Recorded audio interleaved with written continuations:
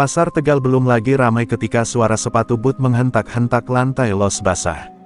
Langkah itu bukan sekadar langkah, itu tanda malapetaka.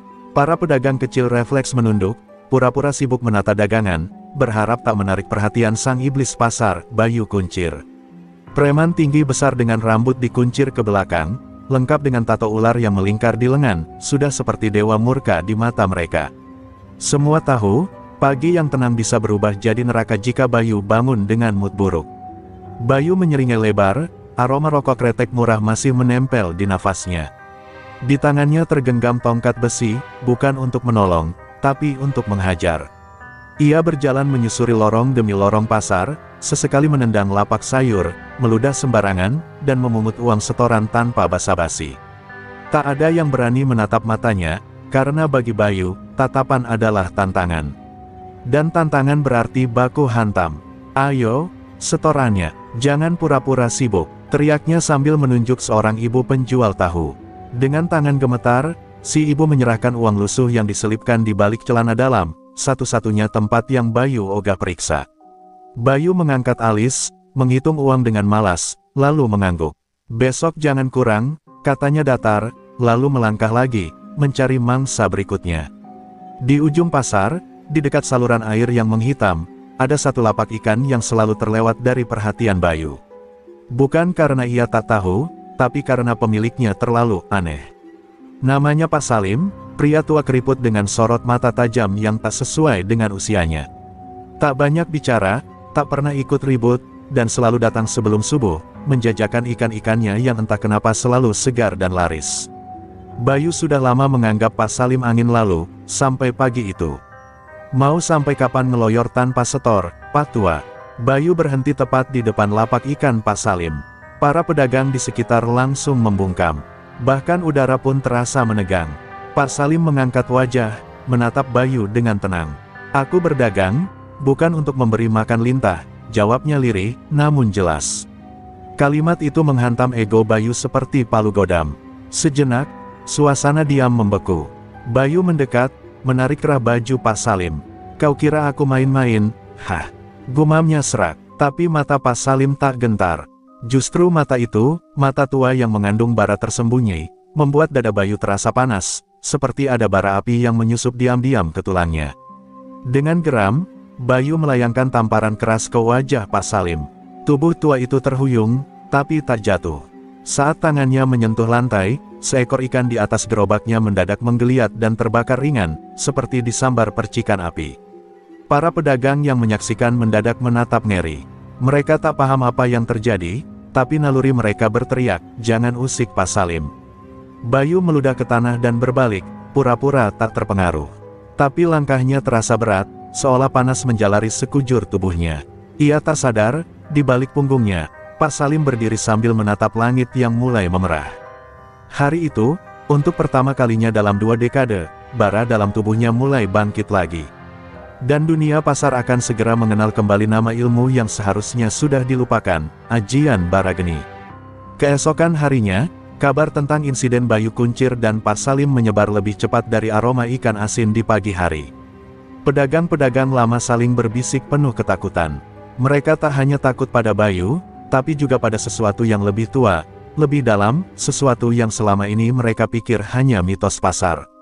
Sebagian dari mereka pernah dengar nama Pak Salim disebut dalam nada waspada, tapi tak ada yang benar-benar tahu siapa dia. Mereka hanya tahu satu hal, sejak Pak Salim datang, tak satu pun copet, preman, bahkan maling nekat berani menyentuh lapaknya. Bayu sendiri bangun pagi itu dengan rasa panas yang aneh di dadanya. Ia pikir itu mah atau sisa rokok semalam, tapi panas itu berbeda. Seperti bara menyala pelan-pelan di balik tulang rusuk. Ia menggertakkan gigi, mencoba mengusir rasa takut yang merayap diam-diam. "Cuma orang tua bau tanah," gumamnya keras di depan cermin. Tapi bayangan Pak Salim terus membayang, matanya, ketenangannya, dan ikan yang terbakar dengan sendirinya, itu bukan hal biasa. Sementara itu, Pak Salim kembali ke lapaknya seperti tak terjadi apa-apa. Ikan-ikan yang ia jajakan tetap segar, bahkan lebih segar dari biasanya. Beberapa pembeli datang dengan wajah penasaran, berharap bisa mengorek cerita, tapi Pak Salim hanya diam, menyendiri di balik asap rokok lobotnya. Ada ketenangan pada dirinya, seperti danau tua yang menyimpan rahasia dalam diam. Namun jauh di dalam dirinya, api lama mulai berdesis pelan, api yang selama ini ia tahan dengan sumpah dan meditasi. Di bangku kayunya yang sudah lapuk, Pak Salim membuka secarik kain putih usang. Di dalamnya, tergulung rapi sebuah jimat tua, lempengan besi kecil yang hangus sebagian, bekas terbakar dari dalam. Ia menatapnya lama, lalu menggumam lirih, "Maafkan aku, Guru. Dunia ini belum berubah. Kejahatan masih sama. Mungkin sudah waktunya bara geni menyala lagi." Seorang pedagang tua, Mang Daryo, menghampiri diam-diam. Wajahnya pucat. "Salim, kau jangan bilang kau mau membangkitkan itu lagi." Suaranya bergetar. "Sudah cukup yang dulu. Kita berdua tahu betapa bahayanya ajian itu." Pak Salim menoleh perlahan, matanya sayu. "Kalau dulu aku pakai untuk membalas dendam, sekarang aku hanya ingin melindungi yang lemah. Kalau aku diam, siapa lagi?" Mang Daryo menarik napas dalam. Ia adalah satu dari sedikit orang yang tahu masa lalu Pak Salim. Dulu, Salim bukan sekadar pedagang. Ia adalah murid terakhir Kiranuseta, pemilik ajian bara geni yang konon bisa membakar tubuh lawan dari dalam tanpa menyentuhnya. Ajian itu kuat, tapi juga berbahaya, karena sedikit saja hati tergelincir oleh amarah, api itu bisa menghancurkan penggunanya sendiri. Itulah sebabnya Pak Salim menghilang selama bertahun-tahun, bertapa dan mengubur ilmunya dalam keheningan. Namun kini, ancaman datang dari anak muda yang tak tahu batas. Bayu Kuncir bukan sekadar preman, ia adalah perwujudan dari ketamakan, kesombongan, dan kekerasan yang tak beradab. Selama ini ia berkuasa karena semua orang memilih diam. Tapi Salim tidak. Diamnya bukan karena takut. Diamnya adalah sabar. Dan seperti api yang menunggu bahan bakar, kesabaran itu kini hampir mencapai batasnya. Di kejauhan, Bayu kembali muncul di pasar, matanya menyisir lapak-lapak dengan sinis. Tapi ketika ia melihat Pak Salim duduk tenang seperti biasa, dengan jimat di tangannya yang bersinar samar terkena cahaya pagi, langkah Bayu sempat terhenti. Entah kenapa, dada Bayu kembali terasa panas. Dan untuk pertama kalinya dalam hidupnya sebagai preman, ia merasakan sesuatu yang asing, gentar. Langit pagi masih mendung ketika Bayu Kuncir kembali melangkah ke pasar. Tatapannya liar, penuh kemarahan yang belum padam sejak insiden kemarin. Tapi jauh di balik sorot matanya, ada sesuatu yang mulai retak, keyakinannya pada kekuatan mutlak yang selama ini ia andalkan. Panas aneh di dadanya makin menjadi, seperti bara yang menolak padam. Ia terus meyakinkan dirinya bahwa Pak Salim hanyalah orang tua sinting, tapi keraguan mulai mencakar pikirannya. Sementara itu, para pedagang yang telah lama mencari nafkah di pasar mulai berkumpul diam-diam di warung kopi belakang los sayur. Di sana ada Mang Daryo, Buning, Pak Sardi, dan beberapa wajah lama yang telah puluhan tahun mengenal pasar Tegal luar dalam. Mereka duduk dengan wajah murung, menatap kosong ke arah lapak Pak Salim yang tetap tenang dalam kesederhanaan. "Kalau bara itu sampai bangkit lagi," bisik Buning pelan, "kita tidak cuma akan kehilangan pasar, kita bisa kehilangan nyawa." Mang Daryo mengangguk pelan. "Aku pernah lihat sendiri. Dulu, tahun 92, waktu Salim masih muda.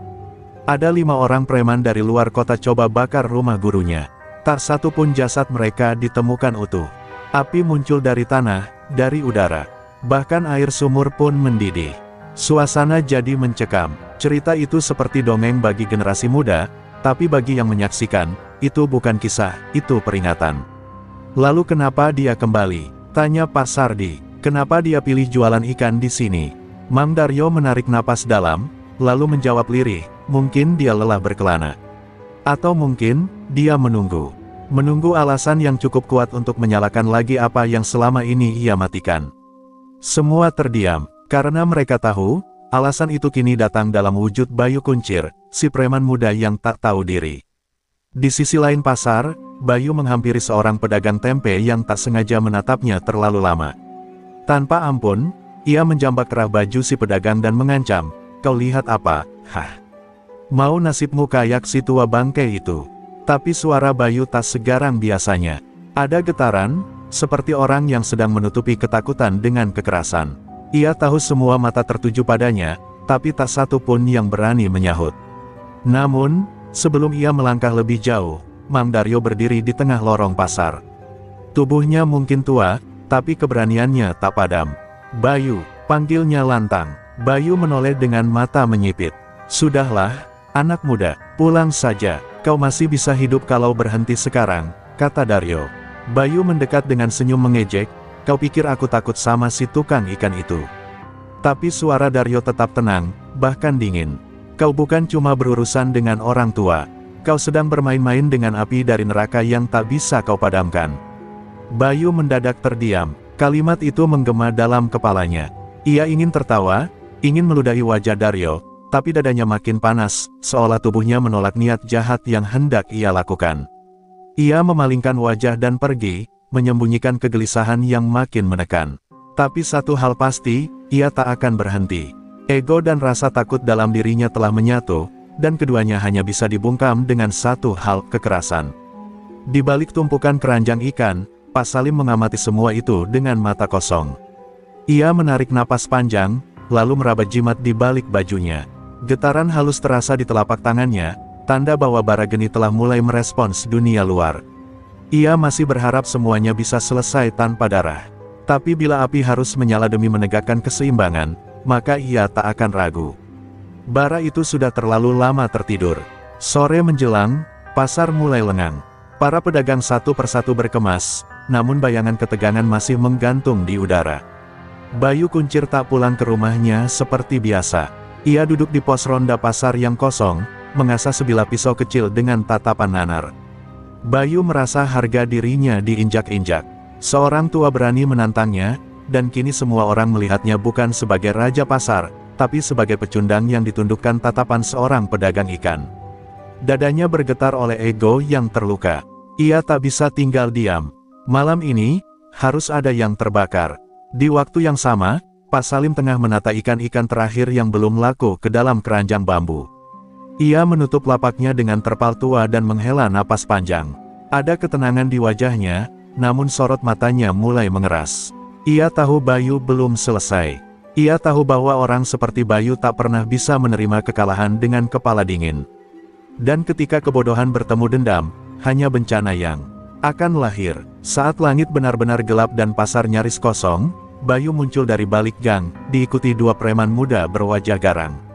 Mereka menghampiri lapak Pak Salim dengan langkah kasar, membuang puntung rokok sembarangan. Salah satu dari mereka menendang keranjang ikan hingga isinya berhamburan. "Woi, tua bangka, keluar lo, mau gue bakar nih lapak ikan busuk lo," teriak Bayu lantang. Pak Salim muncul dari balik los, tenang dan tanpa gentar. Ia berdiri menghadap tiga preman itu, dengan tubuh ringkih dan hanya berbekal sebatang tongkat kayu. "Sudah kubilang, jangan bermain dengan hal yang tak kau pahami," suaranya pelan namun tajam seperti pisau yang menembus kulit. Bayu tertawa keras. "Lo pikir gue takut sama mantra ikan bakar lo?" Dengan gerakan kasar, ia mengayunkan pisau ke arah Pak Salim. Namun, sebelum pisaunya menyentuh udara di dekat tubuh Pak Salim, tangan tua itu bergerak. Cepat, seperti bayangan, sebuah tamparan mendarat di pipi Bayu, tampak biasa, tapi seketika tubuh Bayu terhuyung 3 langkah ke belakang. Pipinya memerah, lalu perlahan menghitam, seperti terbakar dari dalam. Ia menjerit, melepaskan pisau yang kini panas seperti bara. Kedua preman yang mengikutinya ikut panik, tak mengerti apa yang sedang terjadi.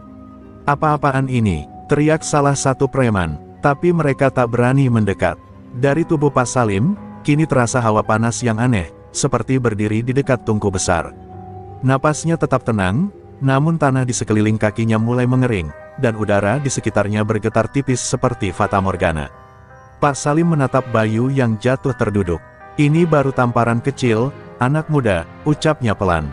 "Kau belum tahu betapa panasnya murka dari api yang sudah lama kutahan. Pergilah, sebelum bara ini menjadi nyala yang tak bisa kau padamkan." Suaranya seperti doa, dan kutukan dalam satu waktu. Bayu bangkit dengan terlatih, pipinya seperti mengandung bara. Ia tak menjawab, hanya memandang penuh ngeri sebelum kabur bersama anak buahnya. Untuk pertama kalinya, pasar melihat Bayu Kuncir melarikan diri seperti anjing ketakutan. Di balik tiang kayu, beberapa pedagang mengintip, tak percaya dengan apa yang mereka lihat. Malam itu, mereka tahu, ada kekuatan lama yang telah terbangun. Dan pasar tak akan pernah sama lagi. Bayu Kuncir terbaring di ranjang lusuh kontrakannya, menggigit kain untuk menahan jerit. Pipinya yang tadi ditampar Pak Salim kini melepuh parah. Kulitnya mengelupas seperti habis disiram minyak mendidih, meski tak pernah disentuh api sungguhan. Bau daging gosong meruap di kamar sempit itu. Dua preman anak buahnya, Roni dan Ijal, hanya bisa memandangi sang bos dengan wajah pucat dan tangan gemetar. Mereka tak tahu harus bagaimana. Dukun kampung yang biasa mereka andalkan pun lari tunggang langgang setelah melihat luka itu.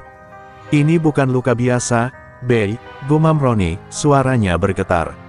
Ini kayak kutukan. Kita harus manggil orang pinter beneran, yang ngerti hal-hal gaib. Tapi Bayu menggeram, menepis tangan Roni. Matanya merah, penuh dendam yang membuncah. Gue gak peduli siapa dia. Gue bakal bikin dia nyesel lahir ke dunia. Mau dia pakai ilmu api, air, atau setan, gue bakal cari orang yang lebih sakti.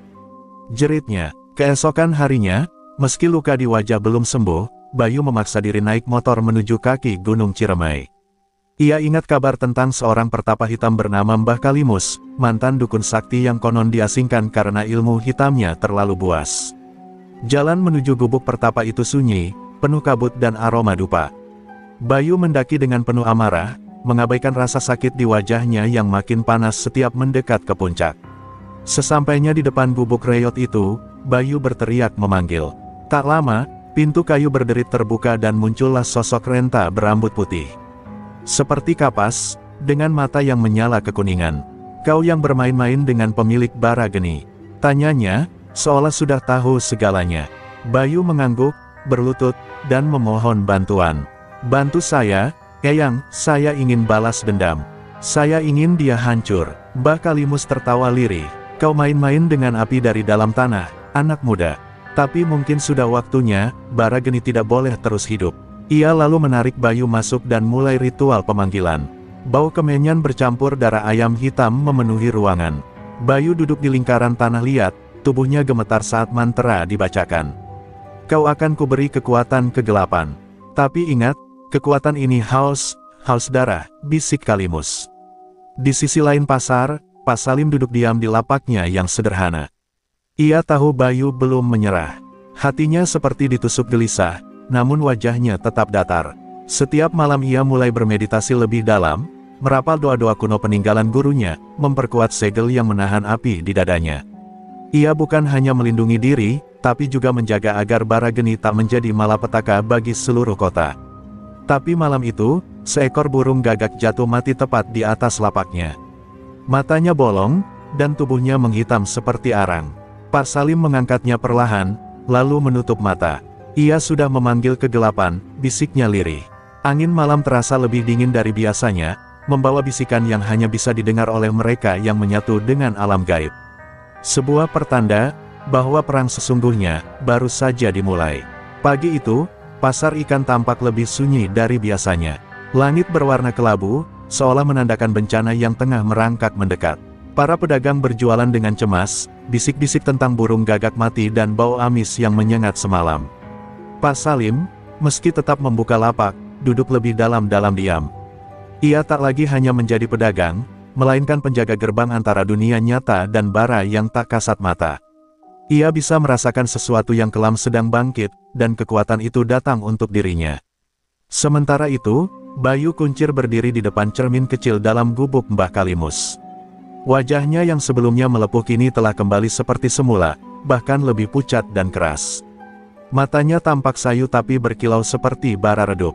Di lehernya tergantung liontin dari tulang ayam hitam, simbol bahwa ia telah menyatu dengan kekuatan gelap. Di dalam tubuhnya, Mbah Kalimus telah menyuntikkan ajian Sengkalawatu, ilmu hitam kuno yang menyerap rasa sakit dan dendam menjadi kekuatan membunuh. Kau bukan manusia biasa lagi, ucap Kalimus serak. Tapi ingat, kau terikat pada perjanjian. Setiap kali kau menggunakan kekuatan itu, satu bagian jiwamu akan terbakar. Tapi selama dendammu lebih besar dari rasa takut, kekuatan itu akan terus tumbuh. Bayu hanya tersenyum miring. Saya tak butuh jiwa, saya hanya butuh melihat dia terbakar seperti saya dulu, ucapnya dingin, lalu melangkah keluar, siap kembali ke pasar. Ketika Bayu kembali, seluruh pasar sontak terdiam. Bukan hanya karena kemunculannya yang tiba-tiba, tapi karena hawa dingin yang ikut menyertai langkahnya. Udara seketika menjadi berat, seperti ada sesuatu yang menindih dada semua orang. Para pedagang saling pandang dengan ketakutan, mundur perlahan dari jalan yang dilalui Bayu. Matanya kini seperti lubang neraka yang tak berujung. Senyum sinisnya menyebarkan ketegangan. Pak Salim bangkit dari duduknya, menatap tajam pria yang kini bukan lagi preman biasa itu. Ia bisa mencium aroma kematian di balik tubuh Bayu. "Kau sudah menyeberang batas," kata Pak Salim. Bayu tertawa kecil, lalu mengangkat tangan kirinya. Tanah pasar tiba-tiba retak, dan asap hitam menyembur dari sela-selanya. Seekor ular hitam dari bayangan tanah menjulur, menggeliat liar dan menyerang lapak ikan Pak Salim, menghancurkannya seketika. Jeritan pedagang terdengar dari berbagai sudut pasar. Beberapa kabur terbirit-birit, lainnya hanya berdiri membeku. "Ini baru salam pembuka, Pak Tua," kata Bayu sambil melangkah maju. "Besok, pasar ini akan jadi kuburanmu." Namun sebelum ia bisa melangkah lebih jauh, Pak Salim menghentaknya dengan tongkatnya ke tanah. Api merah menyembur singkat dari ujung tongkat itu, menakut-nakuti bayangan ular yang langsung menguap menjadi debu. Mata Bayu menyipit. Ia sadar, meski telah mendapatkan kekuatan kegelapan, ia belum bisa meremehkan pria tua itu.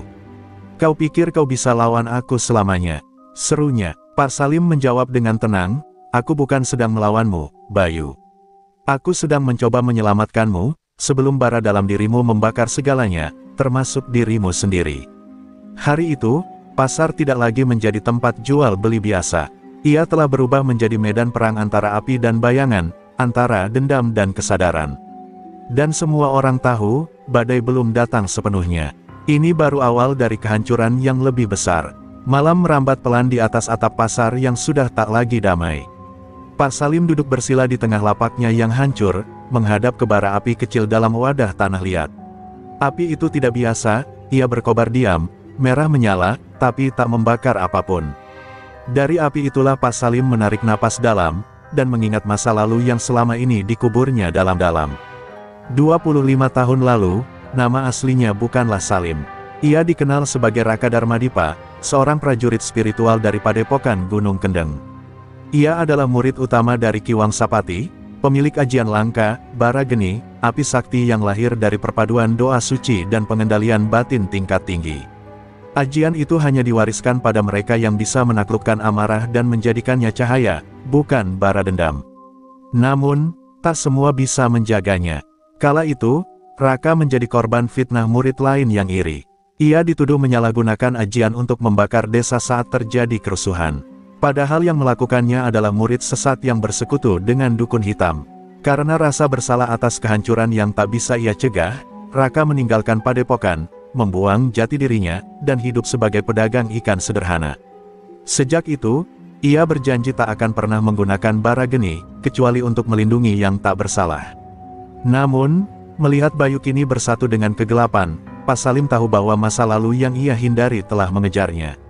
Ia membuka kain merah yang membungkus tongkatnya, sebenarnya itu adalah tunggul bara, pecahan tongkat Ki Wangsapati yang dulu mewariskan ilmunya.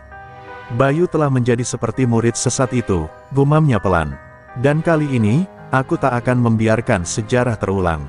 Di tempat lain, di rumah kontrakan Bayu, suasana mencekam menyelimuti. Bayu duduk di tengah lingkaran dupa dan darah ayam, menatap cermin retak. Wajahnya berubah, tak lagi hanya manusia, tapi perlahan menyatu dengan entitas bayangan. Suaranya bergaung dua lapis. "Bara geni, ajian itu harus dipadamkan. Aku akan bakar lelaki tua itu. Aku akan jadi penguasa pasar. Tak ada yang bisa menghentikanku." Jeritnya, diikuti tawa yang menggema seperti gaung dari jurang. Roni dan Ijal, anak buahnya, mulai menunjukkan tanda-tanda takut. Mereka tak lagi mengenali sosok Bayu. "Bos udah bukan bos lagi," bisik Ijal ketakutan. Dia kayak dijadiin wadah buat sesuatu, tapi mereka tak berani lari. Karena di tubuh mereka kini tertanam segel hitam, kutukan Mbah Kalimus agar mereka tetap setia atau mati dengan menyakitkan. Keesokan harinya, pasar kembali mencekam. Para pedagang mulai mengungsi. Kabar tentang Bayu dan kegelapan yang menyertainya menyebar seperti api. Namun tak banyak yang tahu bahwa yang mereka anggap hanya Pak Salim pedagang ikan adalah satu-satunya harapan tersisa. Di balik keriput dan senyumnya yang sederhana, tersembunyi kekuatan yang dulu bisa menghancurkan gunung. Pak Salim berdiri di depan lapaknya yang hancur, menggenggam tunggul bara. Tatapannya menembus jauh ke langit yang memerah. "Bayu, jika kau ingin menantang api sejati, datanglah. Aku tak akan lari lagi. Dan kali ini, bara dalam dadaku tak akan tertahan." Siang itu, langit mendadak gelap seperti senja, padahal matahari masih tinggi di atas kepala.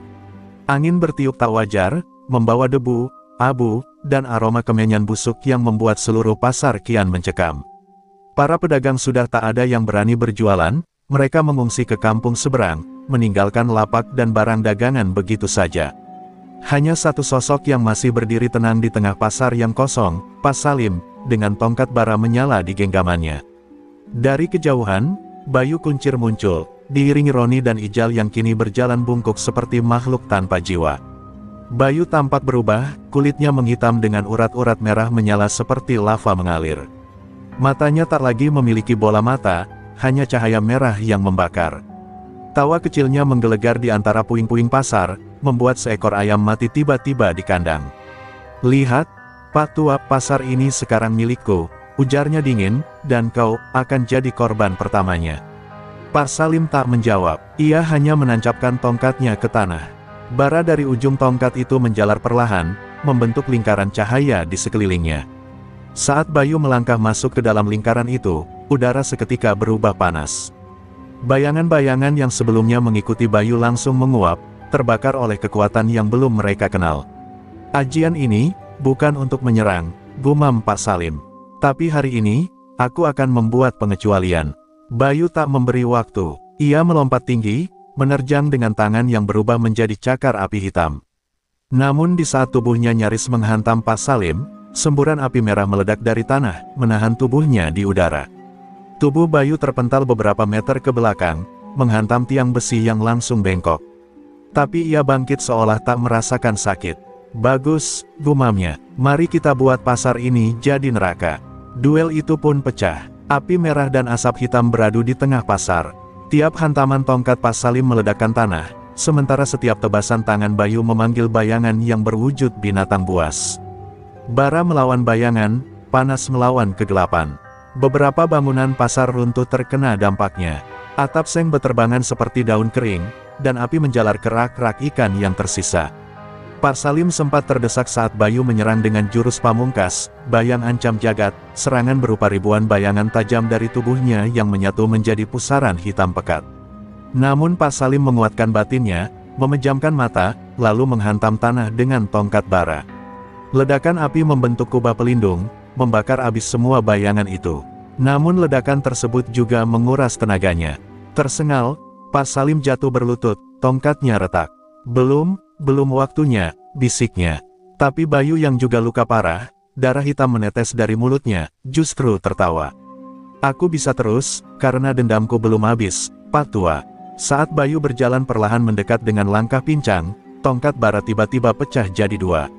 Pak Salim terdiam. Pertempuran belum usai, tapi senjatanya telah hancur. Langit kini benar-benar gelap, seolah malam telah turun sebelum waktunya. Petir merah menyambar jauh di barat. Dan di tengah reruntuhan pasar, dua kekuatan purba berdiri saling berhadapan.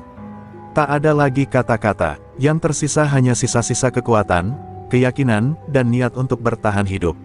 Pak Salim terdiam di tengah puing-puing, lututnya gemetar, napasnya berat. Tongkat bara yang selama ini menjadi perpanjangan jiwanya telah patah, meninggalkan dua potong kayu hitam yang perlahan mendingin. Api yang biasa menari di sekeliling tubuhnya kini tinggal bara kecil di dada. Tapi matanya tetap menyala, bukan oleh amarah, melainkan oleh tekad yang tak bisa dipadamkan.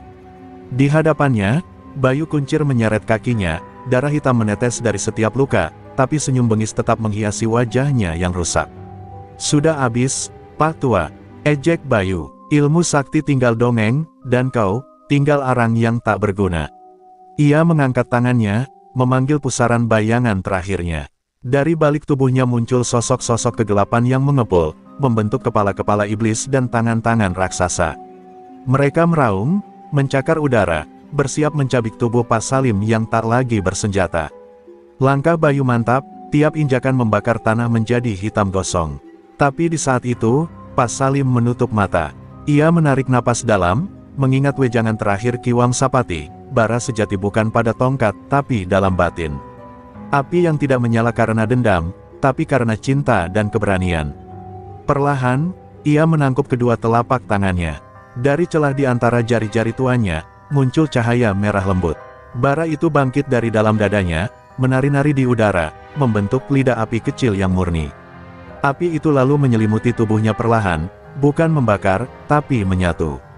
Pakaian lusuhnya berubah jadi jubah merah bara, rambutnya yang memutih tersibak ke belakang, dan dari tubuh tuannya memancar aura panas yang agung. Tanpa senjata, ia berdiri tegak, bagai perwujudan ajian bara geni yang sesungguhnya. Bayu terdiam sejenak, merasa tubuhnya gemetar. Apa ini? Gumamnya, untuk pertama kalinya terdengar ragu. Pak Salim membuka matanya, kedua bola matanya berubah menjadi pijar merah. Bayu, kau pikir dendam akan membakar dunia untukmu. Tapi dendam hanya akan membakar dirimu sendiri. Ia melangkah maju, langkahnya membakar jejak. Bayu melemparkan semua serangannya, bayangan-bayangan hitam menyergap dari segala arah. Tapi semuanya terbakar sebelum menyentuh kulit Pak Salim, hancur oleh api yang tak bisa dilawan oleh kegelapan manapun. Dengan satu hentakan kaki, tanah di bawah kaki Bayu meledak. Tubuh Bayu terhempas ke udara. Sebelum ia jatuh, Pak Salim melompat, meski usia tuanya tak memungkinkan, tapi kekuatan bara geni membawanya bagai terbang. Ia menghantam dada Bayu dengan kedua telapak tangannya, dan bara suci dari dalam dirinya mengalir deras ke tubuh Bayu, membakar semua kutukan, semua ajian hitam, semua kemarahan yang telah menyesatkannya. Bayu jatuh ke tanah dalam teriakan panjang. Tubuhnya kini hanya manusia biasa, luka-luka di tubuhnya nyata dan terasa. Tak ada lagi cahaya merah di matanya. Tak ada lagi kekuatan iblis. Ia hanya seorang lelaki muda yang kehilangan arah, dan akhirnya roboh, menangis dalam kepedihan. Pak Salim berdiri di sampingnya, tubuhnya masih diselimuti bara lembut yang kini mulai meredup. Langit kembali cerah, awan gelap sirna, angin sejuk bertiup menyapu sisa-sisa pertarungan. Para pedagang mulai berdatangan kembali, menyaksikan pasar yang porak-poranda namun perlahan kembali damai. Dan di tengah reruntuhan itu, Pak Salim menatap langit, membiarkan bara di tubuhnya padam sendiri. Ia telah menggunakan bara geni untuk terakhir kalinya, dan ia tahu, waktunya di dunia ini mungkin tak lama lagi. Bayu terbaring di atas tikar lusuh, tubuhnya yang dulu penuh luka mulai menunjukkan tanda-tanda kesembuhan. Tapi bukan hanya fisiknya yang berubah, wajahnya kini bersih dari bayang-bayang kemarahan dan kegelapan yang sempat menguasainya. Air mata yang jatuh bukan lagi air mata kesakitan, melainkan penyesalan mendalam.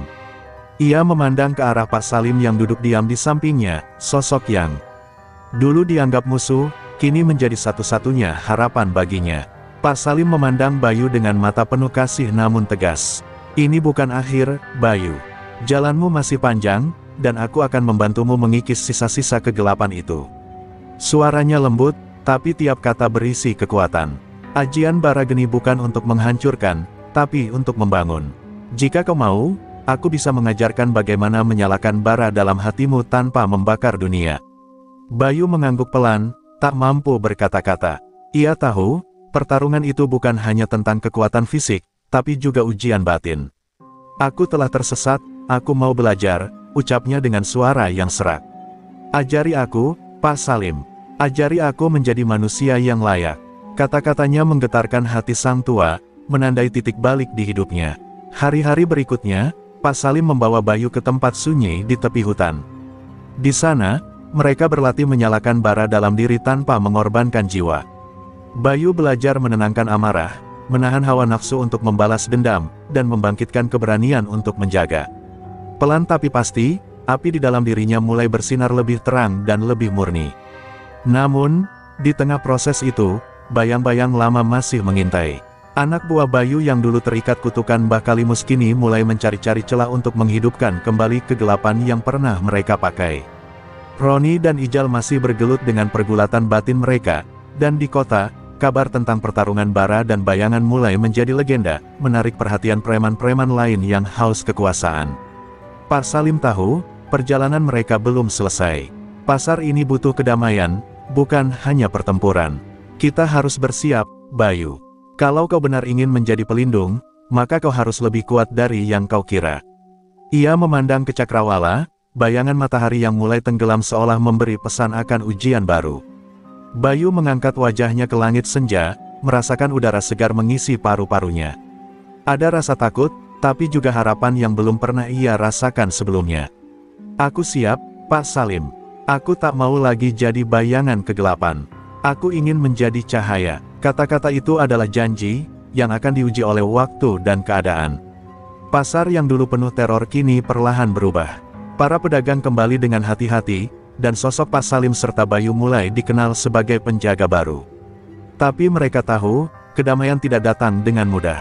Di balik bayang-bayang malam, ancaman masih mengintai.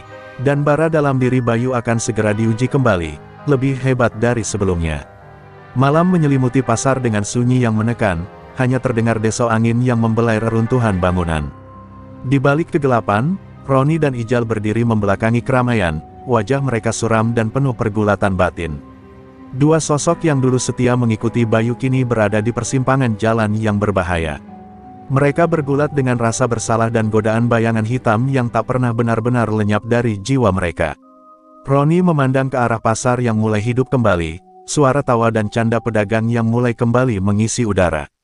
Namun di hatinya, ada luka yang sulit disembuhkan. Aku tidak pantas, gumamnya. Kita dulu ikut membakar mimpi Pak Salim, ikut terjerumus dalam kegelapan. Apakah kita bisa benar-benar berubah? Ijal mengangguk pelan, matanya basah oleh kesadaran dan penyesalan. Di sisi lain, Bayu dan Pak Salim tengah berlatih di sebuah lapangan kecil di pinggir pasar. Pak Salim menatap muridnya dengan bangga namun waspada. Bayu, musuh terbesar bukan hanya mereka yang di luar sana, tapi juga bayangan lama yang ada di dalam diri kita sendiri. Roni dan Ijal adalah bagian dari perjalananmu, jangan pernah tinggalkan mereka. Suara Pak Salim tegas, mengingatkan bahwa persahabatan dan pengampunan adalah kekuatan yang sesungguhnya. Namun, kegelapan mulai bergerak. Di malam yang sama, sekelompok preman baru yang haus kuasa datang mengintai. Mereka membawa senjata tajam dan niat jahat, berusaha mengambil alih pasar yang kini dianggap lebih lemah karena pertarungan sebelumnya. Bayangan lama Bayu, Roni, dan Ijal muncul kembali dalam bentuk kelompok itu, menghadirkan ujian besar bagi tekad dan perubahan mereka. Saat serangan terjadi, Bayu berdiri di garis depan, menyambut serangan dengan bara yang kini lebih bijak dan terkendali. Di belakangnya, Roni dan Ijal berjuang melawan keraguan dan ketakutan mereka, mencoba membuktikan bahwa mereka bisa menjadi pelindung, bukan perusak. Api dan bayangan kembali bertarung, tapi kali ini dengan cara yang berbeda, bukan untuk menghancurkan, melainkan untuk melindungi. Pertarungan berlangsung sengit, suara benturan dan teriakan bergema di antara bangunan pasar. Tapi saat momen genting, Roni terluka parah melindungi Ijal dari serangan musuh. Di sana, di tanah yang berlumuran darah, Ijal menangis dan akhirnya membuka hati untuk mengalahkan bayangannya sendiri. Bersama Bayu, mereka mengusir para preman itu, membuktikan bahwa mereka bukan lagi budak kegelapan. Ketika fajar menyingsing, pasar kembali tenang. Bayu, Roni, dan Ijal duduk berjejer, lelah namun penuh harapan. Pak Salim datang menghampiri, menepuk pundak mereka dengan senyuman. Kalian telah melewati ujian berat. Ingat, bara sejati itu hidup karena kita mau menjaga dan berjuang, bukan karena dendam dan kegelapan. Kata-kata itu menggema di hati mereka, menandai babak baru dalam perjalanan hidup mereka. Pasar kini bukan sekadar tempat berdagang, tapi juga saksi kebangkitan tiga jiwa yang pernah tersesat. Namun, di balik kedamaian pagi itu, ada bisikan gelap yang belum terpecahkan. Bayu tahu, ini baru permulaan. Bara dalam dirinya harus terus dinyalakan, karena kegelapan yang lebih besar masih mengintai. Kedamaian yang mulai tumbuh di pasar ternoda oleh bisikan-bisikan gelap yang datang dari dalam komunitas mereka sendiri. Suara-suara rahasia beredar di sudut-sudut pasar, membisikkan rumor tentang pengkhianatan dan niat licik. Bayu, Roni, dan Ijal mulai merasakan ketegangan yang aneh, bukan lagi dari musuh luar, melainkan dari orang-orang yang seharusnya menjadi saudara mereka. Bayu tahu, ancaman terberat tak selalu datang dari luar, tapi dari dalam bayangan hati sendiri. Sebuah malam, Bayu mendapat kabar bahwa salah seorang pedagang yang selama ini dianggap setia, Pak Wira, ternyata diam-diam menjalin aliansi dengan kelompok preman rival. Pak Wira menggunakan kedudukannya untuk mengintai dan melaporkan setiap gerakan mereka. Rasa sakit menyergap Bayu, pengkhianatan ini seperti pisau yang menusuk dari belakang, merobek kepercayaan yang telah dibangun susah payah. Pak Salim mengingatkan, "Bayu, kau harus belajar membaca tanda-tanda di sekitarmu. Musuh terbesar kadang tersembunyi di balik wajah yang kita kenal." Suaranya berat, penuh pengalaman. Bara geni bukan hanya menghangatkan, tapi juga membakar yang harus dibakar. Kini, waktumu untuk menguji api itu. Bayu memutuskan menghadapi Pak Wira. Di tengah hujan deras yang membasahi pasar, mereka bertemu di sebuah gang sempit. Pak Wira mencoba berdalih, mengaku terpaksa demi melindungi keluarganya yang terancam. Namun Bayu tahu, alasan seperti itu tidak bisa diterima jika mengancam kedamaian banyak orang. "Jika kau terus berkhianat, bara dalam diriku akan membakar semuanya, termasuk kau," ancam Bayu dengan tatapan membara. Pertarungan batin Bayu semakin berat ketika ia melihat betapa rapuhnya Pak Wira, terjebak antara ketakutan dan keserakahan. Di detik-detik itu, Bayu belajar bahwa mengalahkan musuh bukan hanya soal kekuatan fisik, tapi juga kasih sayang dan pengertian. Ia menurunkan bara api sedikit, memberi kesempatan pada Pak Wira untuk bertobat dan memperbaiki kesalahannya. Namun tidak semua orang di pasar seberuntung itu. Beberapa malah terjerumus lebih dalam ke jurang pengkhianatan, memanfaatkan kekacauan untuk keuntungan pribadi. Bayu, Roni, dan Ijal harus bekerja lebih keras lagi menjaga pasar dan komunitasnya agar tidak hancur dari dalam. Mereka belajar bahwa menjaga bara dalam hati sama sulitnya dengan menjaga keamanan pasar. Kisah ini mengajarkan bahwa api bara geni tidak hanya untuk menghangatkan, tapi juga untuk membakar kotoran yang menghalangi cahaya. Bayu berdiri teguh, lebih kuat dari sebelumnya, siap menghadapi musuh yang tersembunyi dan menghadirkan keadilan bagi mereka yang ingin berdamai dan hidup bersama. Pasar bukan sekadar tempat mencari nafkah, tapi medan pertempuran jiwa yang harus dijaga dengan setia. Setelah kejadian pengkhianatan Pak Wira, suasana pasar kembali bergejolak. Roni dan Ijal terlihat semakin waspada, sesekali saling bertukar pandang penuh ketegangan. Kepercayaan yang dulu mengikat mereka kini diuji keras oleh bayang-bayang kecurigaan. Bayu menyadari bahwa menjaga bara dalam hatinya bukan hanya soal kekuatan, tapi juga bagaimana mempertahankan ikatan yang rapuh di antara mereka. Suatu malam, saat Bayu sedang mengawasi pasar yang mulai sepi, ia mendengar suara langkah-langkah berat mendekat. Bayu segera bersiap, namun yang datang bukan musuh biasa. Seorang perempuan muda bernama Sari, pedagang sayur yang dikenal pendiam, berdiri di hadapannya dengan mata penuh air. "Pak Bayu, aku tahu ini sulit dipercaya, tapi aku punya informasi tentang kelompok preman yang ingin menggulingkan kalian dari pasar," katanya dengan suara bergetar. Bayu memandangnya tajam, mencoba membaca kejujuran di balik kata-katanya. Di tengah kegelapan, bara dalam dirinya menyala lebih hangat, memberi dorongan untuk memberi kesempatan pada Sari. Namun ia tahu, kepercayaan yang diberikannya bisa jadi pedang bermata dua. "Apa alasanmu membawakan berita ini? Kenapa sekarang?" tanya Bayu, waspada tapi juga berharap. Sari mengaku bahwa keluarganya terancam jika ia tak bekerja sama dengan kelompok preman tersebut. Ia berjuang antara takut kehilangan segalanya dan keinginan untuk melindungi pasar yang sudah menjadi bagian dari hidupnya. "Aku tak ingin berkhianat, Pak. Aku hanya ingin bertahan," bisiknya. Bayu merasakan konflik dalam diri perempuan itu, sebuah bayangan yang tak jauh berbeda dengan dirinya sendiri di masa lalu.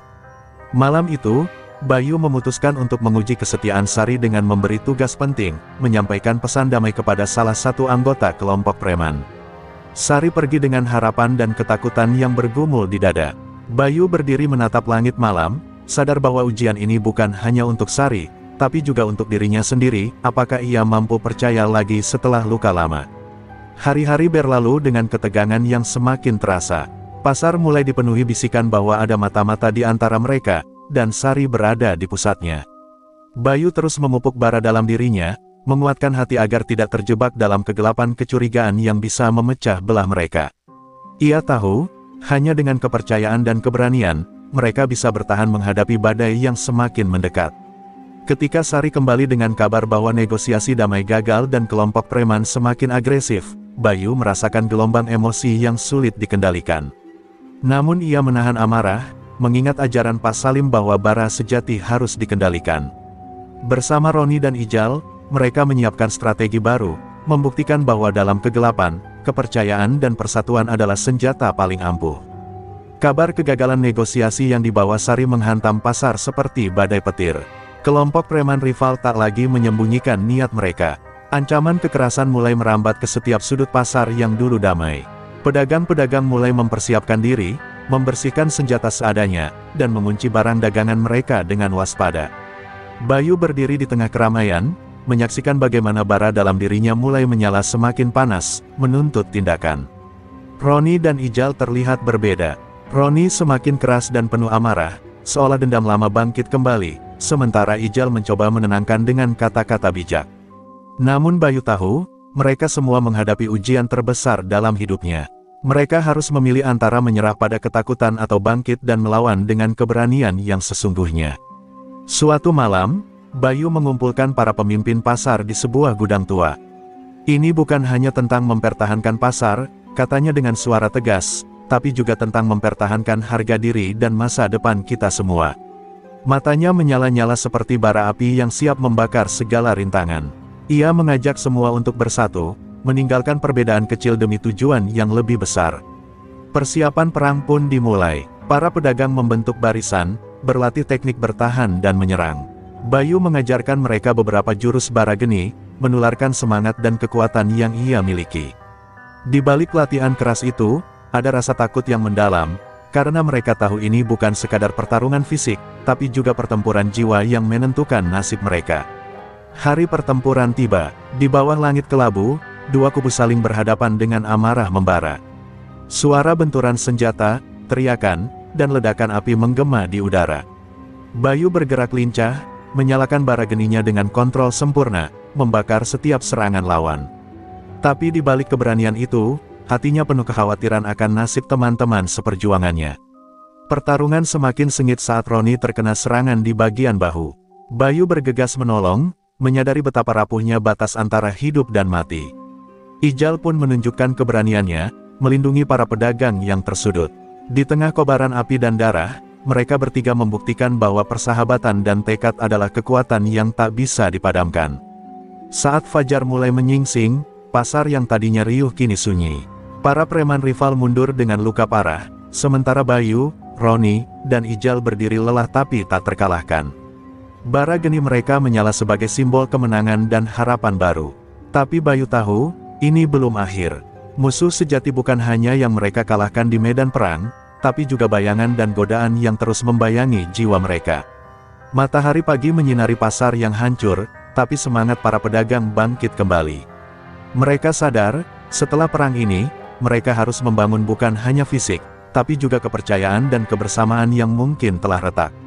Bayu menatap langit, bersumpah untuk menjaga bara dalam dirinya tetap menyala, demi melindungi pasar dan orang-orang yang ia cintai. Pasar yang semalam menjadi medan pertempuran kini berubah menjadi lautan reruntuhan dan abu. Bau asap yang pekat menyelimuti udara, menyesakkan dada para pedagang yang baru saja melewati malam penuh darah dan perjuangan. Bayu berdiri di tengah puing-puing, menatap kehancuran yang nyaris memusnahkan tempat yang sudah seperti rumah kedua mereka. Di balik wajahnya yang lelah, bara geni dalam dirinya masih membara, bertekad membangun kembali dari sisa-sisa kehancuran. Roni duduk di sebuah sudut, bahu yang terluka diperban seadanya. Matanya kosong, tapi ia masih hidup. Ijal berdiri di sampingnya, mencoba menguatkan sahabatnya dengan kata-kata yang menenangkan. Kita sudah melewati badai, kawan. Sekarang saatnya bangkit dan memperbaiki semuanya. Tapi di hati Bayu, ia tahu bahwa pertempuran sesungguhnya belum usai, karena luka fisik masih bisa disembuhkan. Sementara luka kepercayaan lebih sulit dipulihkan.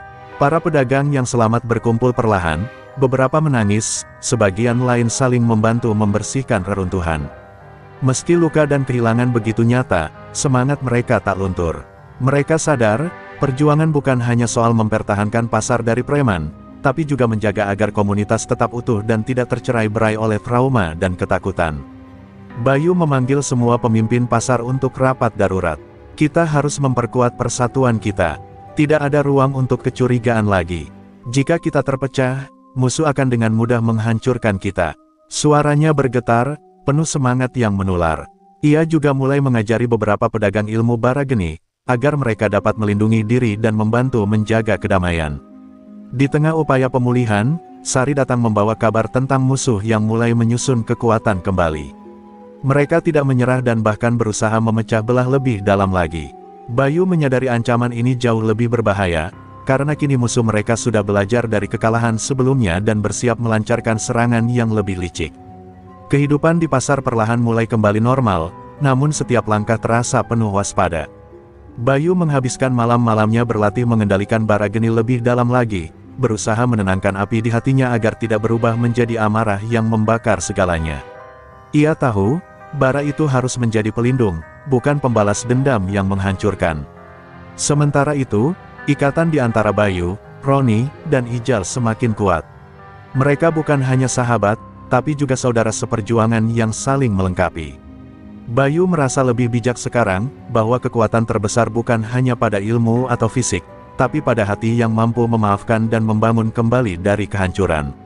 Dengan langkah pasti, Bayu menatap masa depan yang penuh tantangan. Bara geni dalam dirinya tetap menyala, menjadi simbol harapan dan keteguhan. Pasar ini, dengan segala luka dan harapannya, akan tetap berdiri. Dan Bayu berjanji, apapun yang terjadi, ia akan melindungi tempat ini dengan seluruh jiwa dan api yang dimilikinya. Matahari pagi menyinari pasar yang mulai pulih, meski bekas luka pertempuran masih jelas terlihat di setiap sudutnya. Bayu berdiri di atas gundukan reruntuhan, menghisap udara pagi yang segar dengan penuh tekad. Bara geni dalam dadanya bukan lagi bara kemarahan, melainkan nyala harapan yang tak pernah padam. Ia tahu, pertempuran melawan kegelapan belum selesai, tapi kali ini ia siap menghadapi semuanya dengan hati yang lebih tenang dan jiwa yang kuat. Roni dan Ijal bergabung di samping Bayu, wajah mereka menunjukkan rasa lega sekaligus kewaspadaan. Kita sudah melewati badai terbesar, tapi bukan berarti kita boleh lengah, kata Roni dengan suara berat. Bayu mengangguk, menyadari bahwa persatuan mereka kini adalah benteng terkuat melawan segala ancaman. Mereka berjanji akan terus berdiri bersama, melindungi pasar dan setiap jiwa di dalamnya. Musuh yang sempat mencoba memecah belah kini mulai mereda setelah menyaksikan kekuatan persatuan dan tekad para pedagang. Bahkan Sari, yang dulu dipandang sebelah mata, kini menjadi simbol kekuatan baru yang lahir dari kesetiaan dan keberanian. Bayu mengajarkan padanya ilmu bara geni, mewariskan api semangat yang akan terus menyala dari generasi ke generasi. Di bawah sinar mentari yang hangat, pasar pun hidup kembali. Suara tawar-menawar dan tawa pedagang menggantikan derap langkah dan teriakan amarah. Bayu merasa damai, tapi tak lengah. Ia terus berlatih mengasah kemampuannya, mengontrol bara geni dalam dirinya agar tetap menjadi pelindung, bukan ancaman. Api dalam hatinya menjadi mercusuar yang menuntun banyak orang menuju masa depan yang lebih baik. Namun, di balik kedamaian itu, Bayu tahu, ancaman baru bisa datang kapan saja. Dunia penuh dengan ketidakpastian, dan bara geni yang dimilikinya harus selalu siap menyala kapanpun dibutuhkan. Dengan tekad yang kuat, ia berjanji pada dirinya sendiri untuk menjaga pasar ini, melindungi orang-orang yang ia cintai, dan memastikan bahwa keadilan selalu menang. Pertemuan terakhir mereka sebagai sahabat dan pelindung pasar diwarnai dengan haru. Roni yang dulu keras kini lebih bijak, Ijal yang tenang semakin mantap, dan Bayu menjadi sosok yang kuat sekaligus penuh kasih. Mereka tahu, perjalanan mereka belum selesai, tapi bersama, tidak ada api yang bisa memadamkan bara di hati mereka. Ketika malam tiba, Bayu berdiri sendiri di puncak bukit kecil di belakang pasar. Ia menatap bintang-bintang yang berkelip, mengingat semua yang telah terjadi. Bara geni dalam dirinya berdenyut lembut, menghangatkan jiwa yang penuh harapan. Ia sadar, selama bara itu tetap menyala, selama api itu tak pernah padam, tidak ada kegelapan yang bisa mengalahkan cahaya mereka. Pasar yang dulu hampir runtuh kini berdiri lebih kuat dari sebelumnya. Dan Bayu, sang pemilik bara geni, adalah penjaga nyala api yang mengobarkan semangat bagi semua. Cerita mereka berakhir di sini, tapi bara di hati mereka akan terus membara, menjadi legenda yang tak terlupakan. Pasar Tegal belum lagi ramai ketika suara sepatu boot menghentak-hentak lantai los basah. Langkah itu bukan sekadar langkah, itu tanda malapetaka. Para pedagang kecil refleks menunduk, pura-pura sibuk menata dagangan, berharap tak menarik perhatian sang iblis pasar, Bayu Kuncir. Preman tinggi besar dengan rambut dikuncir ke belakang, lengkap dengan tato ular yang melingkar di lengan, sudah seperti dewa murka di mata mereka. Semua tahu, pagi yang tenang bisa berubah jadi neraka jika Bayu bangun dengan mood buruk. Bayu menyeringai lebar, aroma rokok kretek murah masih menempel di nafasnya. Di tangannya tergenggam tongkat besi, bukan untuk menolong, tapi untuk menghajar. Ia berjalan menyusuri lorong demi lorong pasar, sesekali menendang lapak sayur, meludah sembarangan, dan memungut uang setoran tanpa basa-basi. Tak ada yang berani menatap matanya, karena bagi Bayu, tatapan adalah tantangan. Dan tantangan berarti baku hantam. "Ayo, setorannya, jangan pura-pura sibuk," teriaknya sambil menunjuk seorang ibu penjual tahu. Dengan tangan gemetar, si ibu menyerahkan uang lusuh yang diselipkan di balik celana dalam, satu-satunya tempat yang Bayu ogah periksa. Bayu mengangkat alis, menghitung uang dengan malas, lalu mengangguk. "Besok jangan kurang," katanya datar, lalu melangkah lagi, mencari mangsa berikutnya. Di ujung pasar, di dekat saluran air yang menghitam, ada satu lapak ikan yang selalu terlewat dari perhatian Bayu. Bukan karena ia tak tahu, tapi karena pemiliknya terlalu aneh. Namanya Pak Salim, pria tua keriput dengan sorot mata tajam yang tak sesuai dengan usianya. Tak banyak bicara, tak pernah ikut ribut, dan selalu datang sebelum subuh, menjajakan ikan-ikannya yang entah kenapa selalu segar dan laris. Bayu sudah lama menganggap Pak Salim angin lalu, sampai pagi itu. Mau sampai kapan ngeloyor tanpa setor, Pak Tua? Bayu berhenti tepat di depan lapak ikan Pak Salim.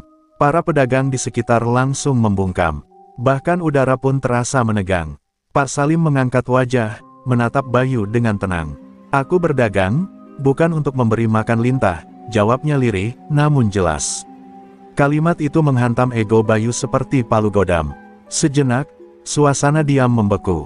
Bayu mendekat, menarik kerah baju Pak Salim. "Kau kira aku main-main?" "Hah?" gumamnya serak. Tapi mata Pak Salim tak gentar. Justru mata itu, mata tua yang mengandung bara tersembunyi, membuat dada Bayu terasa panas, seperti ada bara api yang menyusup diam-diam ke tulangnya. Dengan geram, Bayu melayangkan tamparan keras ke wajah Pak Salim. Tubuh tua itu terhuyung, tapi tak jatuh. Saat tangannya menyentuh lantai, seekor ikan di atas gerobaknya mendadak menggeliat dan terbakar ringan, seperti disambar percikan api. Para pedagang yang menyaksikan mendadak menatap ngeri. Mereka tak paham apa yang terjadi, tapi naluri mereka berteriak, "Jangan usik Pak Salim." Bayu meludah ke tanah dan berbalik, pura-pura tak terpengaruh. Tapi langkahnya terasa berat, seolah panas menjalari sekujur tubuhnya. Ia tak sadar, di balik punggungnya, Pak Salim berdiri sambil menatap langit yang mulai memerah. Hari itu, untuk pertama kalinya dalam 2 dekade, bara dalam tubuhnya mulai bangkit lagi. Dan dunia pasar akan segera mengenal kembali nama ilmu yang seharusnya sudah dilupakan, Ajian Barageni. Keesokan harinya, kabar tentang insiden Bayu Kuncir dan Pak Salim menyebar lebih cepat dari aroma ikan asin di pagi hari. Pedagang-pedagang lama saling berbisik penuh ketakutan. Mereka tak hanya takut pada Bayu, tapi juga pada sesuatu yang lebih tua, lebih dalam, sesuatu yang selama ini mereka pikir hanya mitos pasar. Sebagian dari mereka pernah dengar nama Pak Salim disebut dalam nada waspada, tapi tak ada yang benar-benar tahu siapa dia.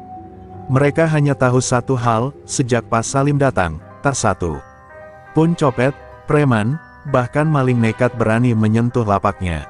Bayu sendiri bangun pagi itu dengan rasa panas yang aneh di dadanya. Ia pikir itu mah atau sisa rokok semalam, tapi panas itu berbeda. Seperti bara menyala pelan-pelan di balik tulang rusuk.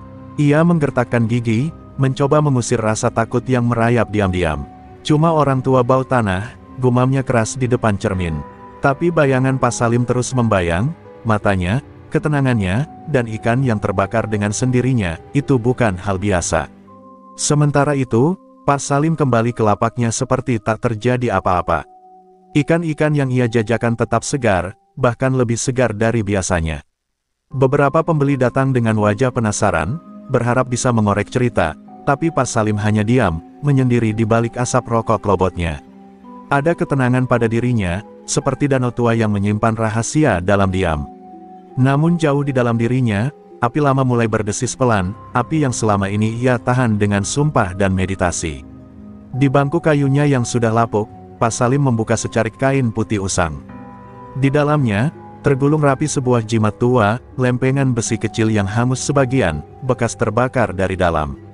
Ia menatapnya lama, lalu menggumam lirih, "Maafkan aku, Guru. Dunia ini belum berubah. Kejahatan masih sama. Mungkin sudah waktunya bara geni menyala lagi." Seorang pedagang tua, Mang Daryo, menghampiri diam-diam. Wajahnya pucat. "Salim, kau jangan bilang kau mau membangkitkan itu lagi."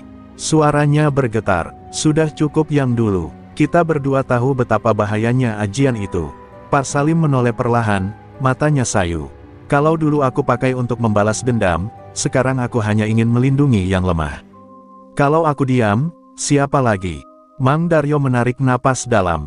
Ia adalah satu dari sedikit orang yang tahu masa lalu Pak Salim. Dulu, Salim bukan sekadar pedagang.